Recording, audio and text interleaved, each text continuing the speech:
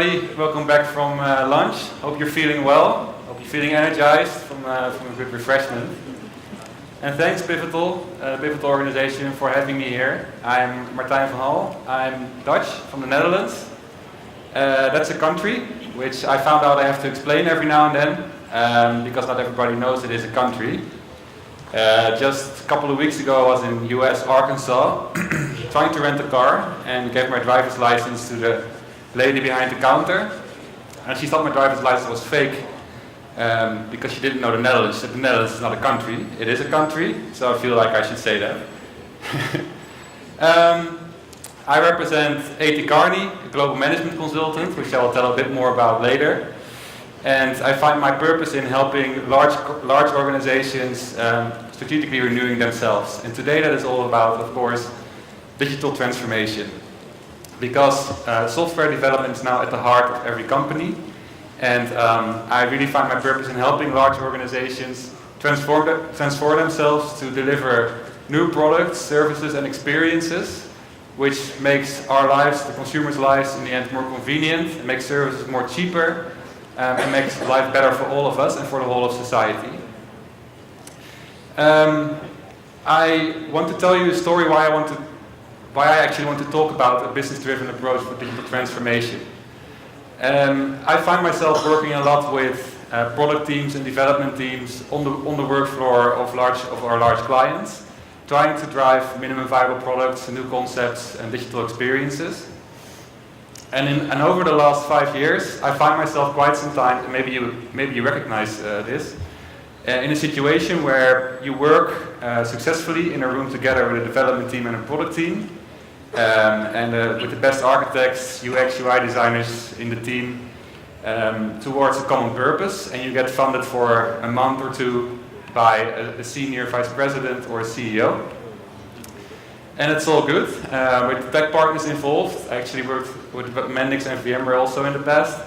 But then after a successful first run of releasing MVPs, the mandate to execute stops. The funding is, the money is gone. We have no resources left, and then you actually have to wait 3 or 4 months again in a bureaucratic system until you get new funding to put your developers back to work and put your product team back to work.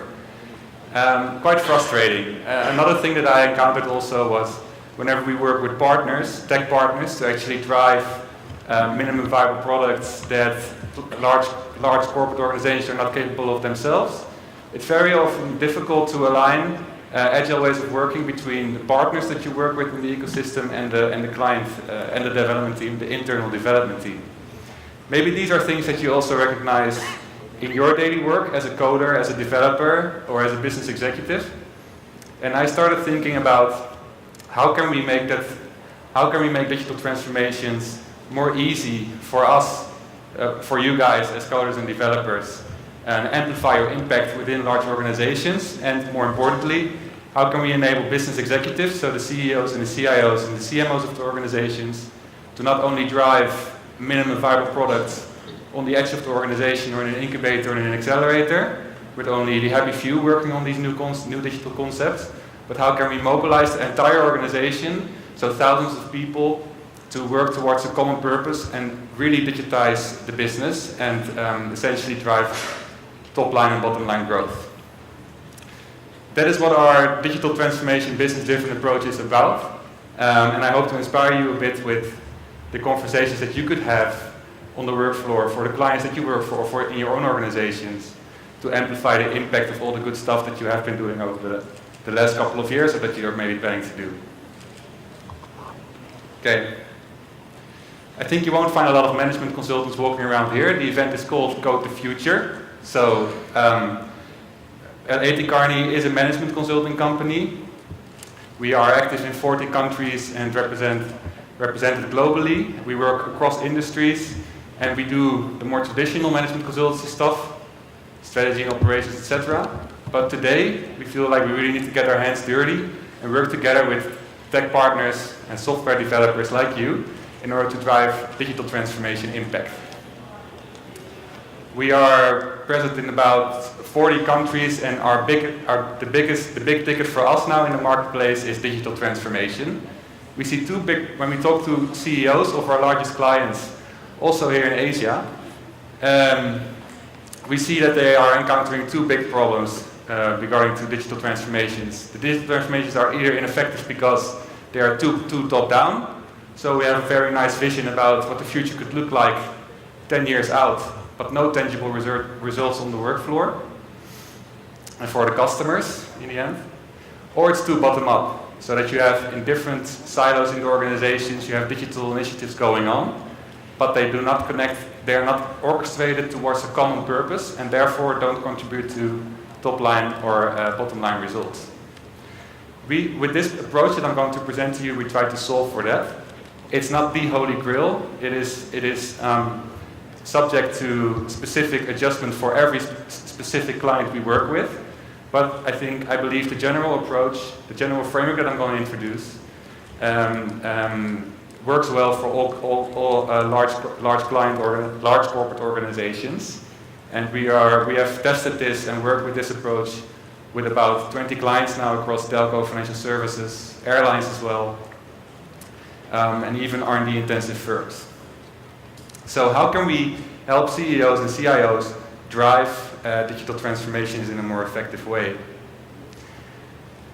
We've talked about this already this morning in the previous keynotes from Pivotal, but the change model has changed. We all know that. We've seen these pictures over the last 5 years. We are moving from, in IT, a waterfall to an agile approach. But that also means that from an organizational perspective, we also need to think and act differently. To give a couple of examples, only if you look at procurement, we need to make sure that the partners that we work with in agile or digital transformations work in the same agile cadence as your internal organization does. That's a difficult thing. We need to make sure that we can fund sprints in a flexible way, not give your workforces in the organizations funding for half a year, which essentially makes them lean back and think, okay, we have the time to drive results. No, you give your digital teams funding for, let's say, 8 to 12 weeks, hold them accountable for the results that they drive in those 10, 12 to 14 weeks, and then decide from an orchestrating unit whether they need more funding for things that are on their backlog, yes or no. It's much more dynamic, it's much more result-driven, much more fun, but in the end, it's also, the most important thing is that in this new change paradigm, we go from talking about things and PowerPoints. Ironically, I have a PowerPoint here, but we need to go from talking about digital transformation to actually doing it, which essentially is all about getting the business and IT in the same room and together making them together accountable for driving digital results. So we developed this playbook, and this playbook is applicable to all industries. It's called our digital playbook, and it's essentially about two things. One is about being digital, which is really about your strategic objectives, and the second thing is about doing digital. So actually finding ways of working that contribute to your strategic objectives. Being digital, the first thing, if you look at our success definitions, let's not define success for 1 year out or 5 years out, but let's look at 3 years from now so we can define opportunities and objectives that are not too far away and not too aspirational, that are to get too fluffy and not achievable at all, but also not too short term that they are extrapolating from today's status quo.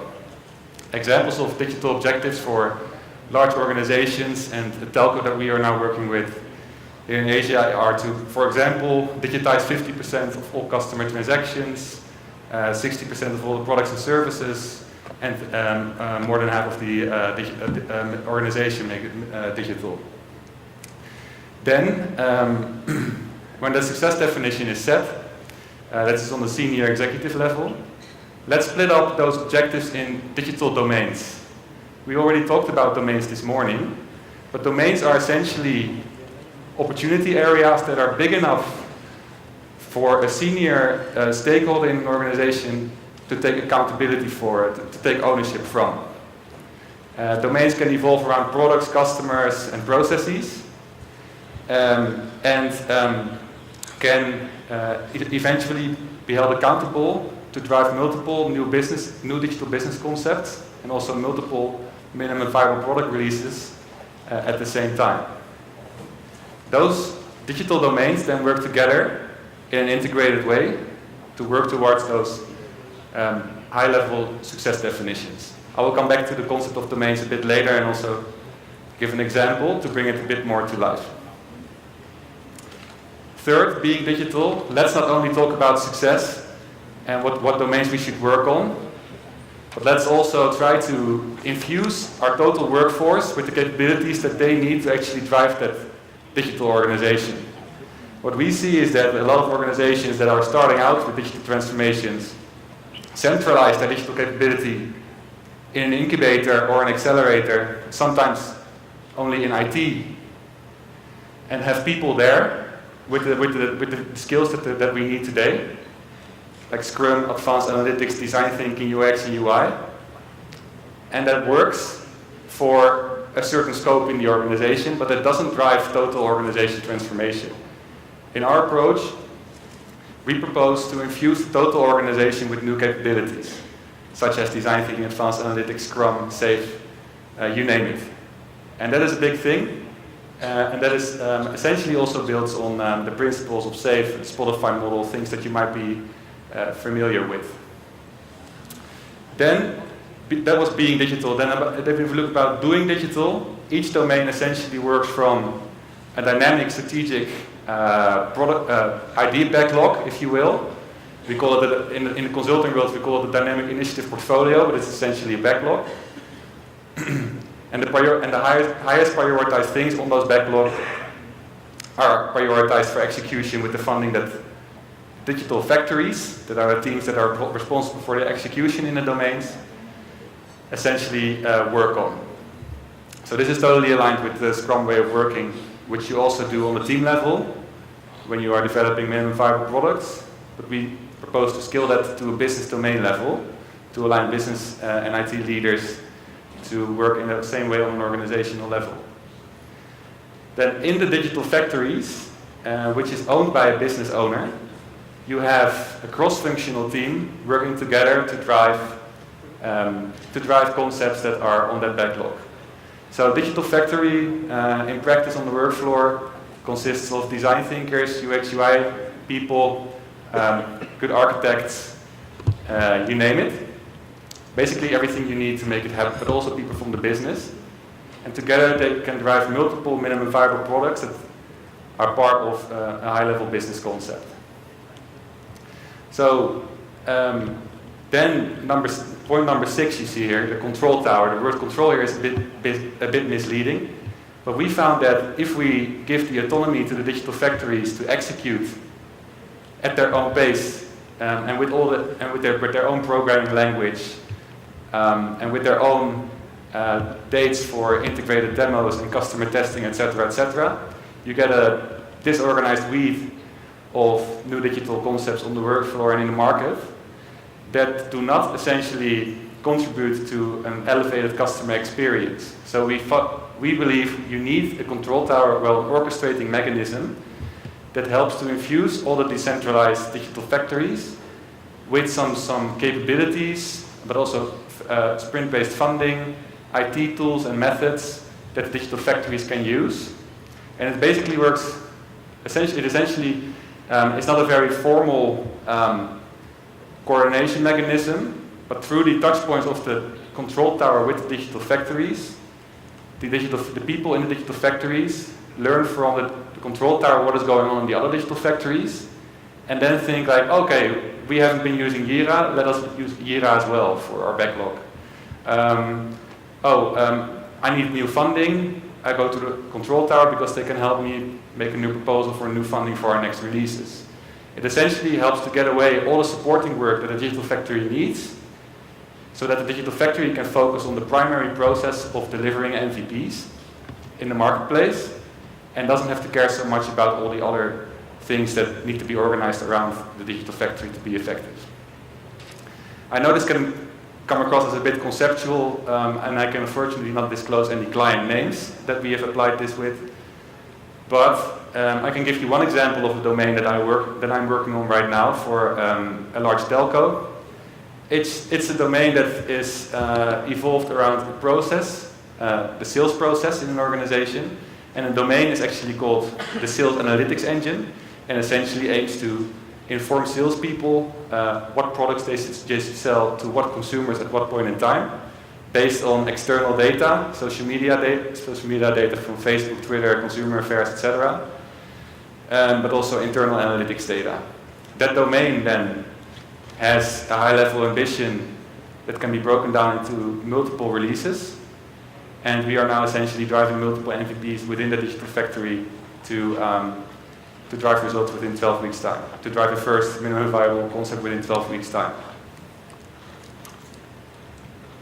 So, if you look at large corporate organizations, like the skill this could have is essentially you could have the clients that we work with and adopt this approach, essentially most of the time end up with 6 to 10 domains that they work on. Each domain has a digital factory, and those digital factories work in parallel together.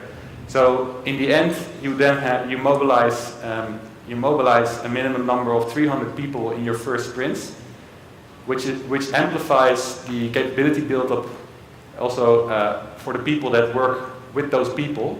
So the networking effect of this total orchestrative effort really helps to amplify capability build-up across the organization. Of course, in practice this is more difficult than on paper, but in practice we also see that there's one critical thing that we always need to start out with when kicking off digital transformation with a CEO and his or her leadership team. When we talked about the domains, each domain is responsible for its own concept definition and its own execution agenda. We facilitate domain owners, so that there are senior business owners, to not extrapolate their ways of working and their products and services from the status quo, like what have they been doing today in the years in the past years. But we use the voice of the customer and sometimes also the voice of the employee, if necessary, together with trends and innovation in the marketplace, to inform what we call North Star concepts that are actually like really new transformational things in the marketplace. And that will actually delight customers and actually truly digitize the organization. A North Star concept are most often concepts that drive through multiple organizational silos and are very often inspired by the best digital practices in the marketplace, like the Ubers and the Grabs that we talked about this morning, and Google and the Amazon, so that we don't end up with things that are half-half, but that we actually work towards things that are up to par with the best practices in the marketplace, also in other industries. Then that North Star is broken down into different releases, and then those releases, the story, are broken down into the epics and the features and the user stories that makes it actually executionable. But why is this very effective? Because the business owners and the business leaders help to drive the North Star, which helps them in turn make informed decisions and approvals to the development teams and the product teams as to what should be developed first and what should be developed later. Very important thing. Now, as I said, domain architectures can evolve around customer, product, operations, and support. Sometimes domains are really evolve around a certain customer segment. So you could define domains around large enterprises, small and medium businesses, but you could also define it around product groups, as long as they are cross-functional and essentially are mobilized towards the objective to drive a new value for your employees and for your customers. So, in the like this morning, it was presented that we are of course moving to cloud-based applications all the way in the coming years. If you are in a large organization, your minimum viable products cannot all be hosted on clouds, and most of them, and we see in practice, almost all of them need to essentially tap into legacy systems. For some legacy systems, it's easy to tap into because you have APIs available, or you can make APIs within a period of 3 to 5 weeks. With other legacy systems, that's more difficult. But in the digital transformations that we run, we do provide the flexibility, or we always align with IT that we should provide the flexibility to work with hybrid approaches, cloud-hosted approaches, and legacy approaches all together. In any case, from the start, we work with partners. That's also why we are here. We work with partners to make sure we have the right middleware in place, so that we have the right links to the backend systems.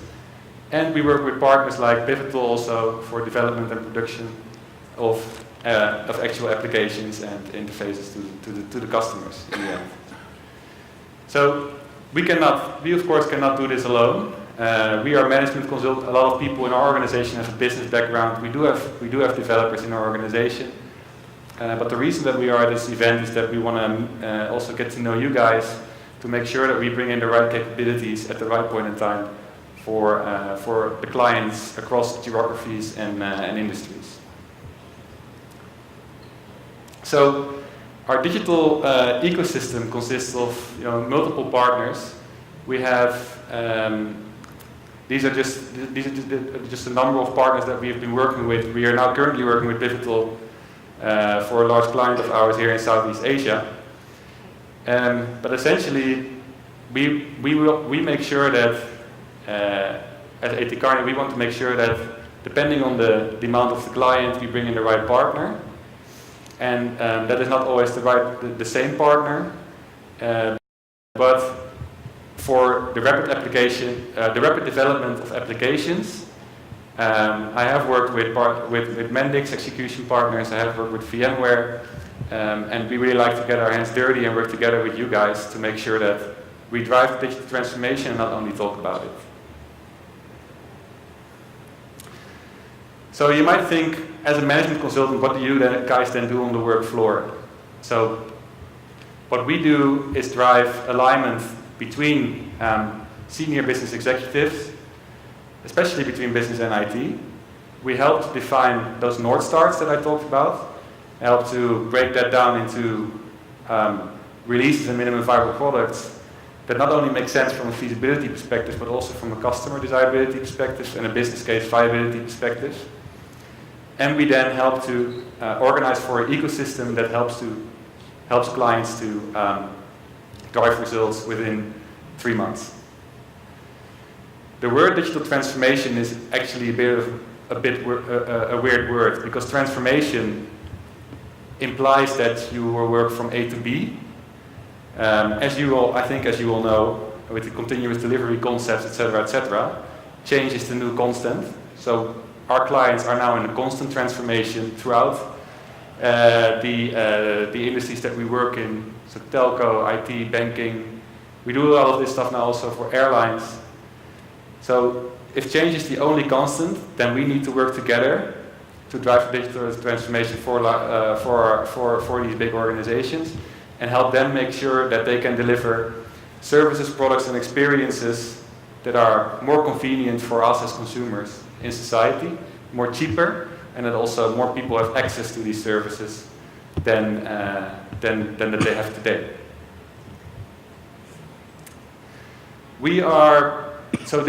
This digital transformation playbook has been driven by our leadership and is primarily driven from Southeast Asia and Australia, as you can see.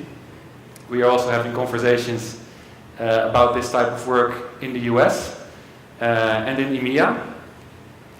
But Southeast Asia is now really the place to be, because my personal experience here is that if senior executives decide to go for digital transformation, they are serious about it and they invest heavily in it. They don't want to fool around. So this is the place to be, I think, for us to drive this approach and help to amplify the impact that we have had on a project level to an enterprise level. And if you want to learn more about the principles that are behind this approach, I could definitely advise you to check out reads on the Spotify model. Some of you might already know. SAFE, Skilled Agile Framework, that also builds on those principles. And of course the Lean Startup and Design Thinking. And we can of course have the conversation throughout this day and during the CIO lunch on how you can practically do this for your own organization. In any case, I was very happy to be here. Thanks again for inviting me, and I hope to talk to you over lunch or somewhere later today. Thank you.